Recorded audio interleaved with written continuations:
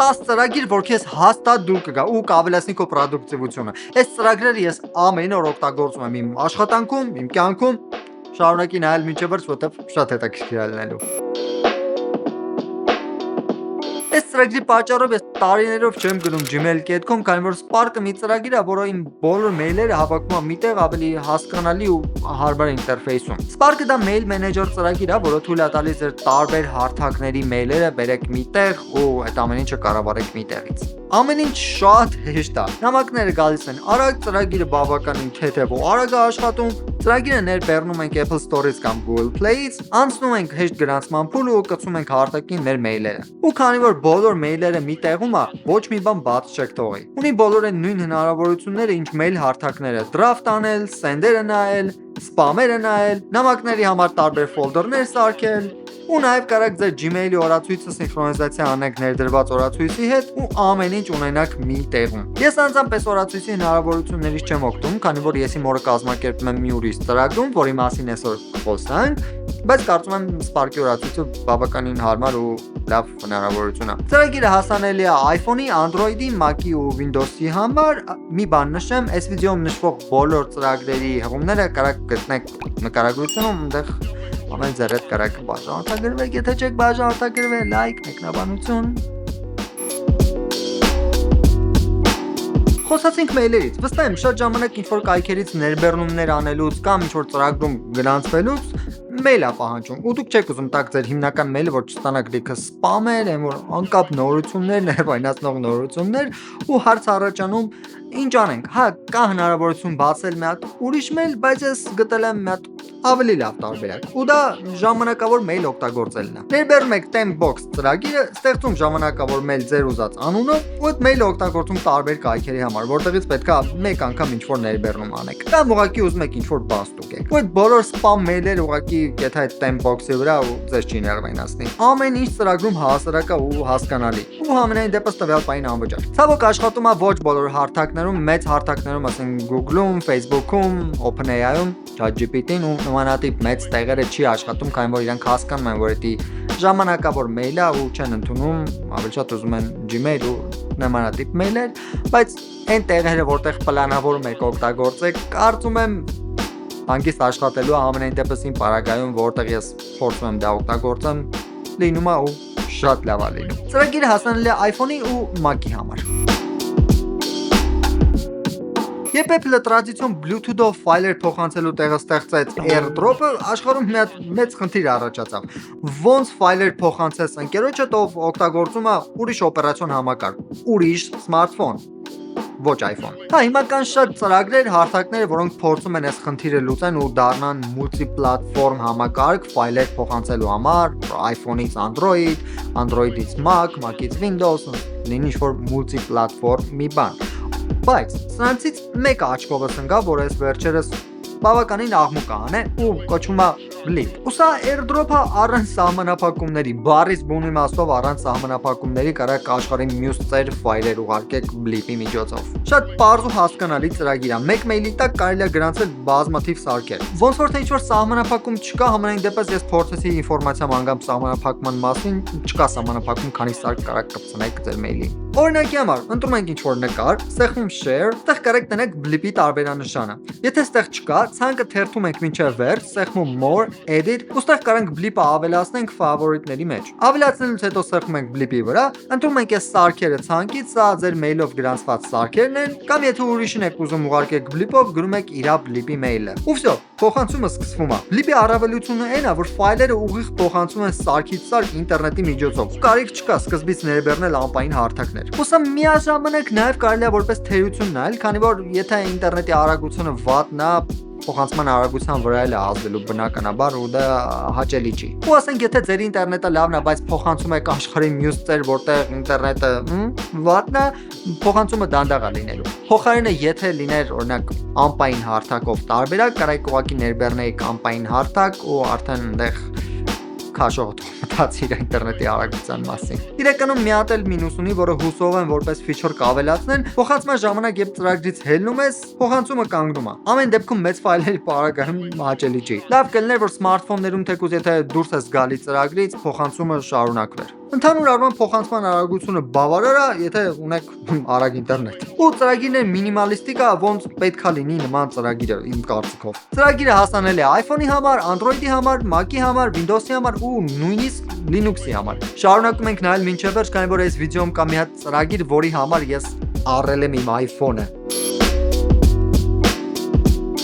Իմ համար օրվա ընթացքում պրոդուկտիվ լինելը շատ կարևոր է ու դրա համար այս օրս պետքա պլանավորեմ սկզբից մինչև վերջ։ Դրա համար օգտագործել եմ լիքը հետաքրքիր ծրագրեր, բայց կանգնել եմ դրանցից մեկի վրա, որը կոչվում է Structured։ Structured-ը ինձ դուր է գալիս իր հասկանալի ու ինտուիտիվ UI-ով։ Հնարավորությունները համարյա նույնն են ինչ սովորական օրացույցինը, կարա ժամ առ ժամ պլանավորես օրը, նշումներ անես, թե այդ ժամին ինչ գործեր ունես, իհարկե կա ծանոթությունների հնարավորություն, որոնք հիշեցնում են, թե ինչ պետք է անես, կա focus regime, որը օգնում է կենտրոնանաս այդ պահին քո աշխատանքի վրա։ Հնարավոր է ստեղծել ամենօրյա կրկնվող գործեր, բաներ, որոնք անում եք ամեն օր։ Կարելի է ասել to-do ծրագրի ու օրացույցի խառնուրդ է։ Ես անձամբ օգտագործում եմ վճարովի տարբերակը, որը թույլ է տալիս սինխրոնիզացիա անել մի քանի սարքեր, ասենք իմ պարագայում Mac ու iPhone-ը ու բոլոր տեղերը նույն ինֆորմացիան է լինում, բայց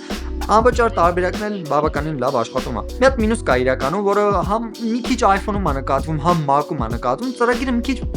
դանդաղ է աշխատում, այն որ հետաքրքիր մի հատ ֆրազակացնում են snap-ը չի, էլի, որ կտցնում ես միանգամից աշխատի։ Կապնվել եմ ծրագրավորողների հետ, feedback-ը թողել եմ, ասել եմ, որ կփորձեն ուղղեն, չնայած ասում էին, կարող է ձեր Mac-ից լինի, ձեր smartphone-ից լինի, հետո բացատրում եմ, որ իմ Mac-ը տենց բավականին հզոր ու թանկ Mac է ու դժվար իմ Mac-ից լինի, այլ երևի թե ձեր ծրագրից է, feedback-ը թողել եմ, հուսամ կաշխատեն դրա ուղղությամբ։ Ծրագիրը հասանելի է iPhone-ի, Android-ի ու Mac-ի համար։ Իմ համար օրվա կազմակերպման կարևոր մաս է կազմում այս ծրագիրը, որը կոչվում է Notion։ Կարող է շատերը իմանաք այս ծրագրի մասին, հանուն արդարության ես հիմնականում սա օգտագործում եմ Mac-ով, բայց նաև որոշ աշխատանքներ անում եմ iPhone-ով։ Գիտեք հետաքրքիրը որն է, այս ծրագիրը ներկայացնելու համար մի քանի բառը ընդհանրապես բավարար չի, նույնիսկ մի քանի վիդեոն բավարար չի։ YouTube-ում նույնիսկ կան առանձին ալիքներ, որոնք պատմում են Notion-ի մասին, բացատրում են ինչ տարբերակներով կարելի է օգտագործել, տալիս են լիքը լայֆհակեր։ Եթե փորձեմ մի քանի խոսքով բացատրեմ, Notion-ը շատ լավ անհատականացվող աշխատանքային պլանավորման պլատֆորմ ծրագիր է, որտեղ կարող անեք լիքը բաներ։ Ասենք գրեք տեքստեր, օրացույց պահեք, աշխատանքի պլանավորում սարքեք, անկեղծ թե ինչեր կարելի անել սրանով դժվար է բացատրել։ Հիմա ամբողջ YouTube-ի ալիքի պլանավորումը անում եմ այս ծրագրում, տեքստերս գրում եմ այս ծրագրում, ոնց օրինակ հիմա այս վիդեոին է։ Նաև կարելի է ընդհանուր թեմային աշխատանք կազմակերպել Notion-ում, հրավիրել աշխատակիցներին, առաջադրանքներ տալ, կարճ ասած սարքել մի հատ ընդհանուր կազմակերպչական պլատֆորմ։ Ծրագիրը հասանելի է iPhone-ի, Android-ի, Mac-ի ու Windows-ի համար։ Խոսանք մի ծրագրից, որ շատ iPhone օգտագործողներ ունեն իրենց սմարթֆոններում, բայց չեն հասկանում ինչի համար է։ Ուրա shortcuts ծրագիրն է։ Եթե ունես այս ծրագիրը քո iPhone-ում, գրի մեկնաբանություններում։ Ծրագիրը շատ օգտակար է։ Թույլ է տալիս ավտոմատիզացնել iPhone-ում շատ բաներ։ Կարեք համ դուք սարքեք ավտոմատիզացիաները, համ ներբեռնեք արդեն պատրաստի տարբերակները։ Կարճ բացատրեմ ոնց է աշխատում։ Սմարթֆոնում առկա տարբեր գործողությունները կապում եք իրար ու մեկ հպումով այդ բոլոր գործողությունները կատարվում են։ Ինքը մի քիչ կարելի է ասել նման է ծրագրավորման։ Օրինակ ես տեղ ունեմ URL կարճացնելու shortcut։ URL-ը copy եմ անում, սեղմում եմ shortcut-ը ու վсё, կարճացնում եմ։ Կամ էկրանից լինկեր ճանաչող shortcut, որը ի դեպ ես եմ սարքել։ Ասենք եթե Instagram-ում ինչ-որ link եք տենում ու չեք կարողանում սեղմեք link-ի վրա, քանի որ Instagram-ը թույլ չի տալիս նկարագրություններում link-երի վրա սեղմել, ուղղակի գործարկում ենք shortcut-ը, ես դա անում եմ smartphone-ի հետևին 2 անգամ կտացնելով, shortcut-ը աշխատում է, էկրանից ճանաչում է link-երը ու թույլ է տալիս բացել դրանք կամ copy անել։ Իրոք շատ հարմար բան է այս shortcut ծրագիրը, ես ամեն օր օգտագործում եմ, հատկապես իմ link-եր ճանաչող shortcut-ը, որը կթողեմ նկարագրությունում, կարող քաշեք, օգտագործեք լիովին անվճար է, ամեն հետը կգցեմ վիդեո, որտեղ բացատրում եմ ավելի կոնկրետ ոնց օգտագործել ժամանակին սարքած վիդեոը դա։ Այստեղ էլ Notion-ի նման ինքը լիքը անհատականացման հնարավորություն ունի, կարելի է լիքը բաներ կցել իրար, ես բոլորը չեմ փորձել, կարաք ներբեռնեք, փորձեք, հետաքրքիր է աշխատել սրանով, ու քանի որ ինքը Apple-ի էկոհամակարգում գտնվող ծրագիր է, հասանելի է մենակ iPhone-ի, Mac-ի, iPad-ի, Apple-ի սարքերի համար։ Ցավոք։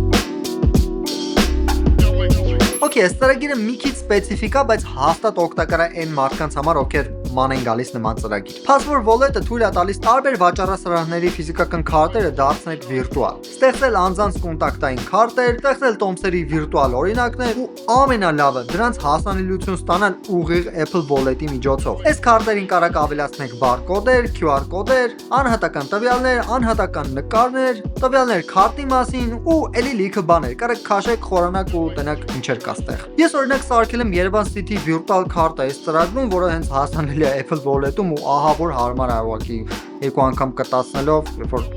գալիս է Apple Wallet-ը ու մեջից ընտրում Yerevan City Card-ը Scan եմ անում, որ ասում են քարտ ունեք։ Այն որ հասարակ ծրագիր է, անում է մի բան ու դա անում է լավ։ Ու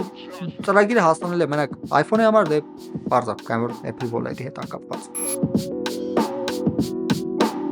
Project Indigo-ն մի հատ ծրագիր է, որով ես փոխարինել եմ իմ iPhone-ի ստանդարտ ֆոտո տեսախցիկը։ Ծրագիրը պատրաստված է Adobe-ի կողմից։ Նկարներ անելուց սարքի վրա անցնում է կարճ մշակում ու ստացվում է հաճելի խորությամբ ու գունային բալանսով նկար։ Ունի անհատականացման հնարավորություն, կարաս նկարես համ JPEG ֆորմատով, համ DNG RAW ֆորմատով, կա Pro ռեժիմ, որտեղ կարող կառավարել բոլոր կարգավորումները։ Ինձ հատկապես դուր է գալիս ոնց է ինքը ստանում bokeh էֆեկտը։ Նույն ինքը background blur-ը։ Դուր է գալիս իր պատկերի աղմուկը մշակելու հնարավորությունը ու անկախ լուսավորությունից սիրուն պատկեր ստանալու հնարավորությունը։ Շատ հեշտ ընկալելի ծրագիր է ու առանց ավելորդությունների ու եթե ունեք Lightroom, քանի որ ասեցի Adobe-ի ծրագիրն է, կարող միանգամից ֆոտոները տեղափոխեք Lightroom ու այնտեղ մշակեք։ Ծրագիրը հասանելի է iPhone-ի համար, երկար ժամանակ ասում են պետքա Android-ի համար էլ լինի, բայց լեւոր ոնց չէ։ Okay, այդ նկարները անելուց հետո պետքա մշակել ու եթե ինպես դուք էլ չեք նախընտրում Lightroom-ը, ես ձեզ կարամ առաջարկեմ Snapseed-ը։ Ահա որ լավ ծրագիր է։ Առավելություններից մեկը, որ ես կուզեմ նշեմ, դա RAW նկարների հետ աշխատելու հեշտությունն է։ Արկային լիքը էֆեկտներ, ֆիլտրներ, ֆոտոմոնտաժի գործիքներ, կա հնարավորություն save անել ձեր պատրաստի ֆիլտրները, հնարավորություն կա նկարը էքսպորտ անել համ որպես նոր նկար, համ էֆեկտները save անել այն նկարի վրա, որը ի սկզբանե ընտրել եք։ Իմ համար էսի շատ լավ հնարավորություն է, որ անհրաժեշտություն չկա մի նկարից մի քանի օրինակ բայել, այլ կարելի է հենց օրիգինալ նկարի վրա սաղ փոփոխությունները անել, պահել այդ օրիգինալ նկարը ու լավ է նա, որ կարաս հետո հետ գնաս ու այդ նկարի վրա էլի փոփոխություններ անես կամ ընդհանուր առմամբ այդ նկարը հետ բերես իր օրիգինալ տեսքին։ Ես հատկապես շատ եմ օգտագործում այս ծրագրի film look-ը ու vignette էֆեկտը։ Ծրագիրը հասանելի է iPhone-ի ու Android-ի համար։ Եվ ամենահամով ծրագիրը, որի համար ես առել եմ իմ iPhone 15 Pro-ն, դա Blackmagic կամերա վիդեո նկարելու ծրագիրն է։ Երբ Apple ներկայացրեց iPhone 15 Pro-ը, YouTube-ում առանձին վիդեո breakdown ներկայացրեցին, որտեղ երևում էր, որ նկարված էր հենց iPhone 15 Pro-ով։ Ու օգտագործում էին Blackmagic կամերա ծրագիրը log ռեժիմով։ Քանի որ հենց iPhone 15 Pro-ի հետ դուրս էր եկել նոր log ֆորմատը։ Ու YouTube-ում սկսեցին լիքը վիդեոներ տարածվել, որտեղ մարդիկ iPhone 15 Pro-ով log ֆորմատով նկարում էին վիդեոներ ու որ ստանում էին գժական որակ ու այդ ժամանակ ես որոշեցի, որ պետք է iPhone-ս փոխեմ, գնացի առա iPhone 15 Pro, որ Blackmagic կամերա վիդեո ծրագրով նկարեմ իմ YouTube-յան վիդեոներ ու այս վիդեոն հիմա որ նայում եք նկարված է հենց Blackmagic կամերայով։ Ախր որտեղ է սկսեմ։ Ունի համարյա նույն անհատականացման մակարդակը, ինչ մեծ պրոֆեսիոնալ տեսախցիկները։ Կարելի է փոխել FPS-ը, պատկերի չափը, կարելի է ընտրել shutter speed լինի կամ shutter angle լինի, կարաս կարգավորես ISO-ն, պիտակի բալանսը, tint-ը, ունի բավականին լավ ստաբիլիզացիա, կամերայի լենզերի մեջ ընտրելու հնարավորություն, նախապես պատրաստված LUT դնելու հնարավորություն, exposure-ը փոխելու հնարավորություն, autofocus, manual focus փոխելու հնարավորություն, տարբեր overlay-ներ, ասենք zebra-ն, focus-ի բերելու overlay, false color-ը, որը հենց ես սիրում եմ օգտագործեմ exposure դզելու համար։ Կարեք միացնեք միկրոֆոն, ձայնագրությունը անեք արտաքին կրիչի վրա, ասենք SSD-ի վրա, բայց համոզվեք, որ արագ SSD-ը է։ Կարեք մի քանի iPhone-ով կամ Mac-ով կամ iPad-ով կառավարեք տեսախցիկ հանդիսացող iPhone-ը։ Եվ որ կարեք կազմակերպեք մուզիկան production, ասենք մի քանի iPhone-ներով նկարահանում անեք ու iPad-ով կամ Mac-ով կառավարեք այդ ամեն ինչը, հետևեք այդ ամեն ինչի ընթացքին։ Եվ որ անկեղծ հնարավորությունները շատ են ու եթե սկսեմ մանրամասն պատմեմ հնարավորությունների մասին, այս վիդեոն ուղղակի շատ երկար կտևի, ժամեր կտևի ու կդառնա հենց Blackmagic կամերայի մասին վիդեո։ Դրա համար, եթե կուզենաք մանրամասն բացատրություն թե այս ծրագիրը ոնց է աշխատում, գրեք մեկնաբանություններում, եթե մեկնաբանությունները շատ եղան, ուզողները շատ եղան, անկեղծ կնստեմ ու կպատրաստեմ առանձին մի հատ վիդեո այս Blackmagic կամերա ծրագրի մասին։ Ծրագիրը հասանելի է iPhone-ի համար, Android-ի համար, iPad-ի համար, Mac-ի համար, բայց դրանք ավելի շատ տենց կառավարող սարքեր են օգտագործվելու, այլ ոչ տենց նկարահանող սարքեր։ Իսկ դուք գրեք մեկնաբանություններում, որ ծրագիրը ամենաշատը ձեզ դուր եկավ։ Առողջ եղեք, մինչ նոր հանդիպում։ Okay, այդ նկարները անելուց հետո պետք է մշակել ու ինը